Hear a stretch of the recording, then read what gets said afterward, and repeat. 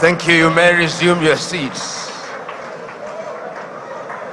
I'm a great opponent of lengthy introductions.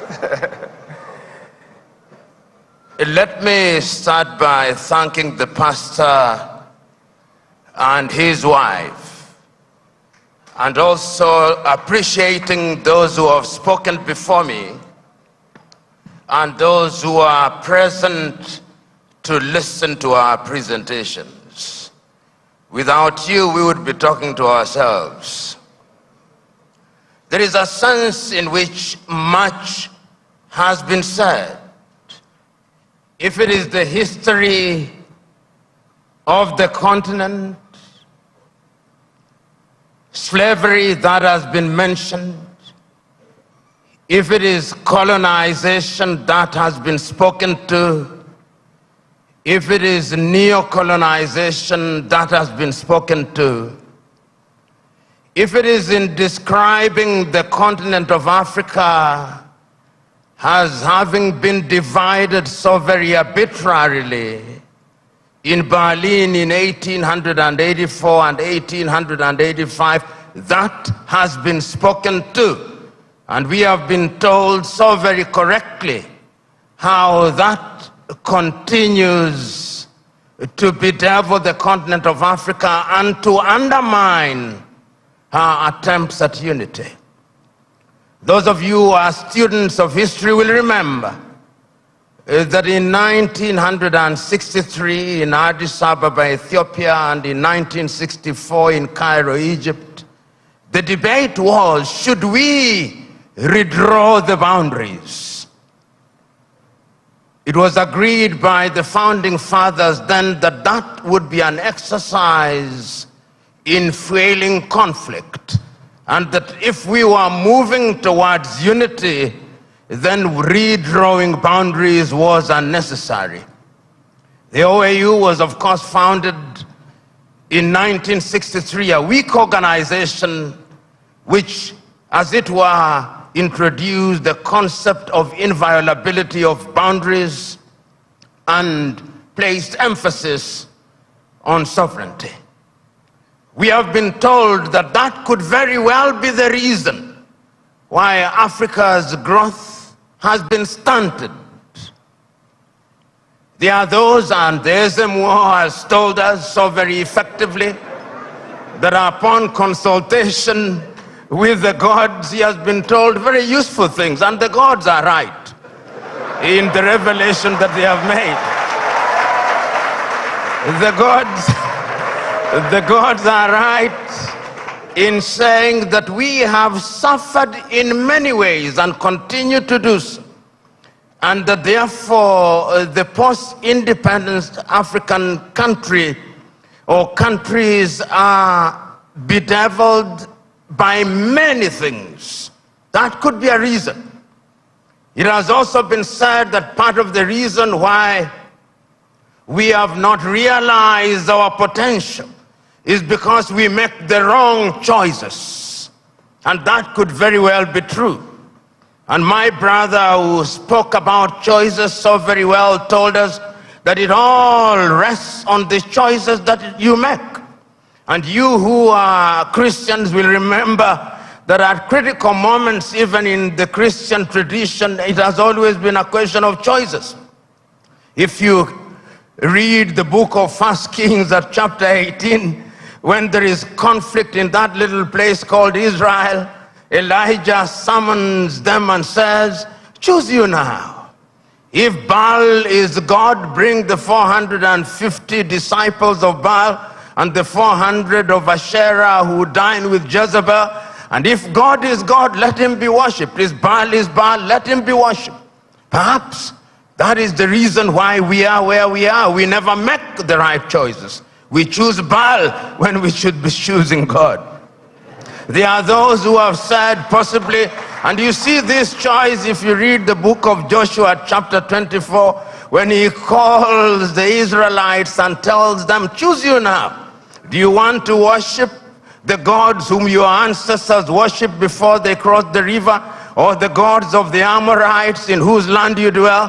As for me and my house, we shall serve the Lord. Perhaps we are not serving the gods, and that the gods are angry. Hello everyone, welcome back to my YouTube channel. This is Eli from Africa. I hope you're doing well from wherever you're watching me from. Over time, we have believed as people of the black descent or people of the African continent that the problems we have today are being caused by some external factors or some other countries that are not in Africa or some other leaders that are not in Africa. So today I'm bringing a twist of the same topic. It's about PLO Lumumba, a very outspoken figure in the African continent who talks about the problems and the solution, the possible solutions that we can bring on the table and see Africa grow. And he argues out that the problems we have today as Africa is majorly caused by us Africans, as us the black people, because of electing poor leaders into leadership. And he says over time we've been doing the same mistake over time and time.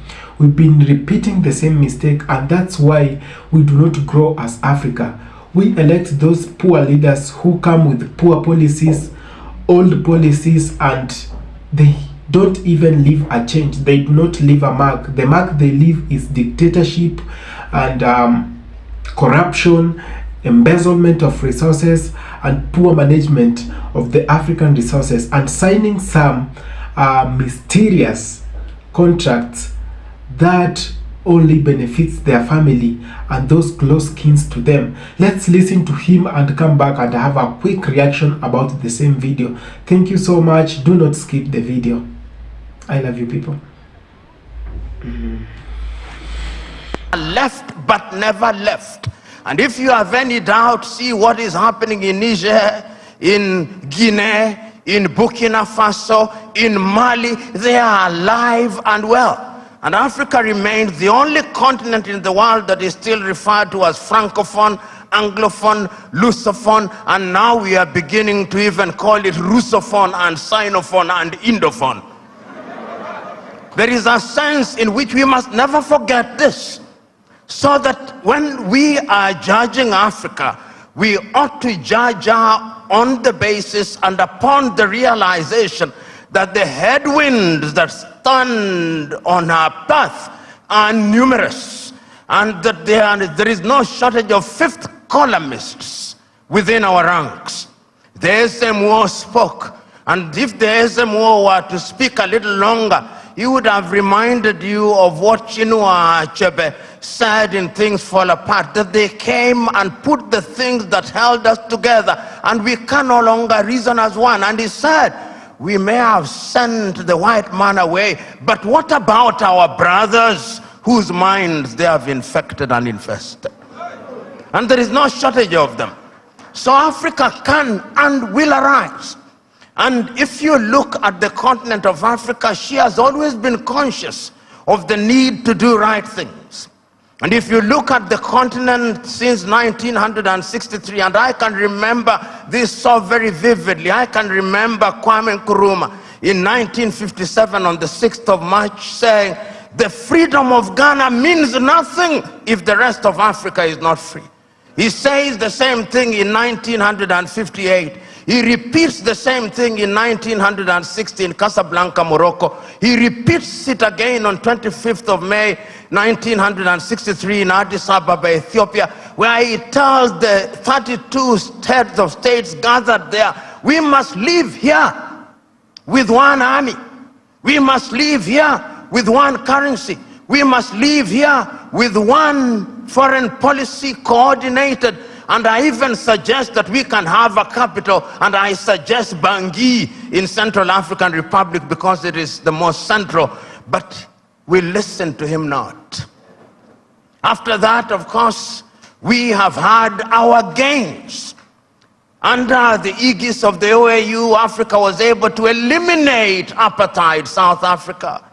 Under the aegis of the OAU, Africa was able to chase away the Portuguese in Cabo Verde, in Angola, in Mozambique, in Guinea-Bissau. Under the aegis of the OAU, Africa was able to chase away the apartheid regime in what is now Namibia. and the Ian Smith regime in what is now Zimbabwe. Let us not judge ourselves too harshly. We have made our mistakes, but sometimes it is proper, as my sister said, that we see half full glass rather than half empty. We must not debilitate ourselves by constantly bashing ourselves and looking at Africa from jaundiced eyes from Europe and America. And I'm suggesting to you, we have and will continue to make our mistakes. Look at Africa and the decision that she has made for herself over the years. As early as 1980, Africans sitting here in Lagos, Nigeria, came up with the Lagos Plan of Action. And the Lagos Plan of Action told Africa, in order for Africa to realize our potential, we must trade amongst ourselves. But the neocolonizer was not resting. A little earlier, 5 years earlier, the neocolonizers had sat down in Lomé in Togo, not too far from here, and came up with an agreement of African and European and Pacific countries. And when that did not work, they sat again in Cotonou here in Benin and came up with the Cotonou Agreement. They are never resting. We must never forget that. The neocolonialists are alive and well, and is always trying to frustrate what we do, because Africa is their hunting ground. And we did not stop there. When we are doing things, you tell me what Africa has not tried to do. In terms of the airspace, we agreed in Yamoussoukro, in La Côte d'Ivoire, that we will open our airspaces in 1988. We sat in Abuja here in Nigeria in 2001 and said we were going to spend not less than 15% of our budget in the health sector. We sat in Malabo, Equatorial Guinea in 2014 and said we were going to focus on agriculture. We sat down in Maputo in 2013 and said we were going to ensure that our women were mainstreamed in the activities of Africa. We sat down in Abuja in 2013, in 2014 and said we were going to have free movement of people, and once again sat down in Kigali, Rwanda 2018 and said we were going to eliminate visas. We sat down in Abuja and said that we were going to silence the guns in 20